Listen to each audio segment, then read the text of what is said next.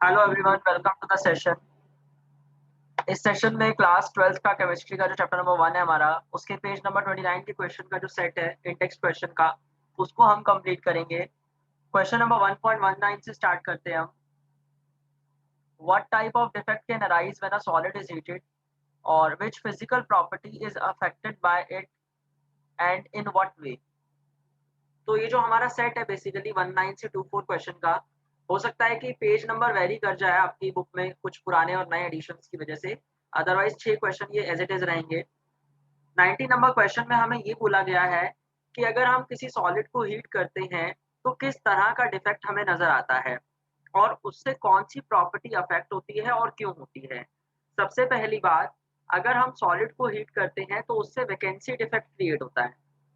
कुछ एनायन और कुछ कैटायन जो है वो अपनी जगह को छोड़ देते हैं और उससे वैकेंसी डिफेक्ट क्रिएट हो जाता है।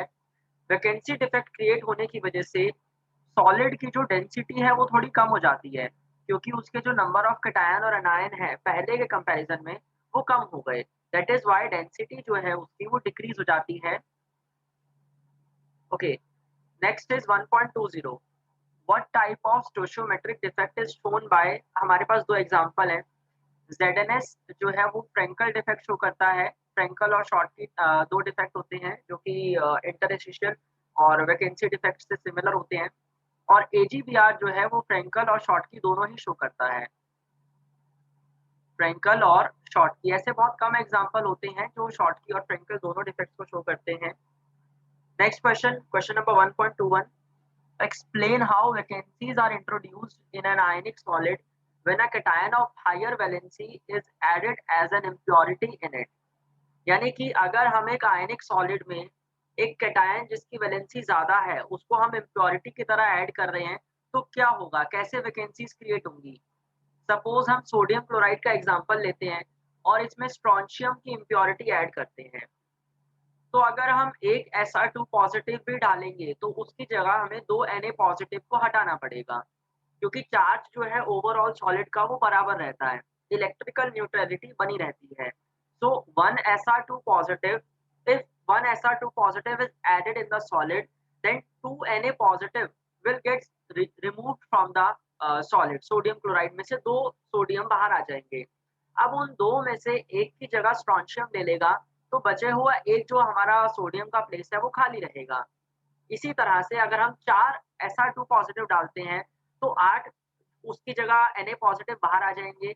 8 में से 4 की जगह पे तो स्ट्रोंशियम चला जाएगा, बाकी 4 जगह खाली रह जाएँगी।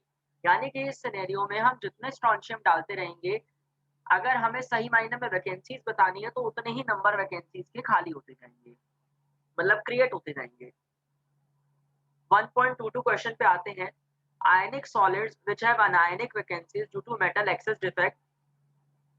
Anionic vacancies due to metal excess defect यानी कि पॉजिटिव जो हमारा कैटायन है उसका ज्यादा होना।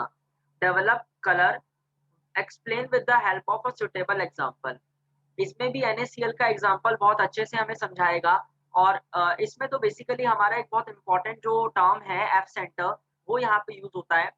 बेसिकली जब सोडियम क्लोराइड का क्रिस्टल बनता है और हम अगर उसको हीट करते हैं तो कुछ क्लोरीन सोडियम के साथ कंबाइन होने की जगह पे वहां से हीट होने की वजह से रिमूव हो जाते हैं, तो एनायनिक वैकेंसीज क्रिएट हो जाती हैं। और जो सोडियम Na से Na पॉजिटिव फॉर्म में जा रहा है उसका जो इलेक्ट्रॉन है वो उस खाली जगह पे चला जाता है। इसी वजह से वो इलेक्ट्रॉन कुछ एनर्जी की एक्साइटेशन की वजह से कलर एब्जॉर्ब करता है और वो कलर हमें शो करता है। जैसे कि सोडियम क्लोराइड का जो क्रिस्टल है वो येलो कलर शो करता है because of anionic vacancies and metal excess defect. और इसी तरह से लिथियम क्लोराइड और पोटेशियम क्लोराइड जो है पिंक और वॉयलेट कलर के जो है वो शो करते हैं when F center is created in them। Okay, next question। A group 14 element is to be converted into an N-type semiconductor by doping it with a suitable impurity। To which group should this impurity belong? देखिए, अगर हम 14 group की बात करेंगे तो basically 15 group के element को अगर हम ऐड करते हैं तो उससे नेगेटिव यानी कि इलेक्ट्रॉन्स की जो नंबर है वो एक तरह से ज्यादा हो जाते हैं और वो एन टाइप सेमीकंडक्टर बनाएगा। वैसे तो ग्रुप नंबर 16 के एलिमेंट से भी हो सकता है बट 15 के एलिमेंट से ज़्यादा अच्छा बनेगा वो। डोपिंग उतनी आसान हो जाती है। और यही अगर हम 13 के साथ उसको 14 वाले को कंबाइन करते हैं तो वो पी टाइप सेमीकंडक्टर तैयार करेगा। नेक्स्ट क्वेश्चन पे आते हैं, what type of substances would make matter permanent magnet, ferromagnetic और फेरीमैग्नेटिक। अगर मैं आपको एक सिंपल तरीके से बताऊं तो फेरोमैग्नेटिक कुछ इस तरीके से नजर आता है, यानी कि सारे जो अनपेयर्ड इलेक्ट्रॉन्स हैं वो एक सिंगल डायरेक्शन में ओरिएंटेड होते हैं। और अगर मैं फेरी मैग्नेटिक की बात करूं तो इसमें कुछ कुछ इलेक्ट्रॉन्स ऑपोजिट डायरेक्शन में भी ओरिएंटेड होते हैं, जिसकी वजह से उसकी मैग्नेटिक प्रॉपर्टी थोड़ी कम हो जाती है। तो अगर हम बात करेंगे परमानेंट बेटर परमानेंट मैग्नेट की, तो वो फेरोमैग्नेटिक होंगे, फेरोमैग्नेटिक सब्सटेंसेस। तो ये इसका सिंपल सा जस्टिफिकेशन है। और इसी के साथ जो सारे इंटेक्स्ट क्वेश्चन हैं इस सेशन के साथ वो कंप्लीट हो जाएंगे। नेक्स्ट सेशन में आपको इस चैप्टर के जितने भी एग्जाम्पल हैं, 5 एग्जाम्पल, वो सारे एग्जाम्पल मिलेंगे। Thank you so much for watching the session.